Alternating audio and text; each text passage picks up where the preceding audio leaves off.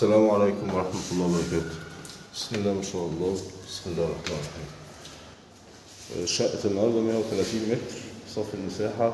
الريسبشن اللي معانا يشيل 3 قطع، قطعتين ونص كبار. شقة متقسمة كالتالي: ريسبشن بلكونة على شارع 8 بيبص على مدخل فتح الله ماركت على طول، وعلى فيو كده جناين الناحية التانية وجايب البحر. وهنا طول التوزيع فيها حمام ومطبخ وغرفتين نوم. نطلع البلكونة الأول. بلكونة كبيرة، العرض حوالي 1.5 متر. ده جناين كده ومنظر البحر، شارع 8 متر.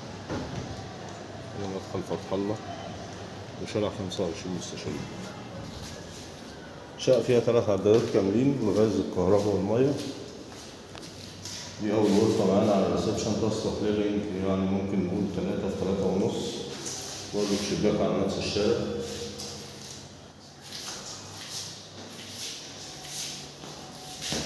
تقريبا 3 في 3.5. الشقة كلها من جبسن بورد، تشطيب عريس. عداد الغاز فوق باب الشقة. هنا طرق التوزيع، مطبخ أمريكاني قدام ده غرفة التوزيع، حمام، غرفة نوم كبيرة داخلية، والغرفة التانية على الشارع. نشوف اللي على الشارع الأول. غرفة نوم كبيرة، تشيل غرفة نوم، البلكونة جيب على نفس الشارع.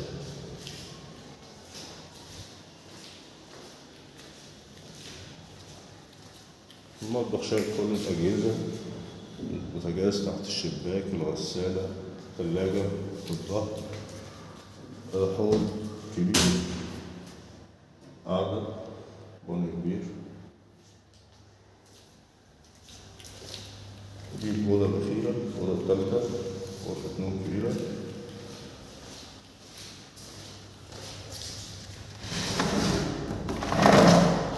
على منور خاص كله سلك، يعني السلك غير متحرك. تمام. بس دي كانت شقة النهارده. السعر 750,000، الدور العاشر، 2 أسانسير، حارس العقار، برج مراقب بالكاميرات. شوفوا على خير مع شقة تانية. السلام عليكم ورحمة الله وبركاته.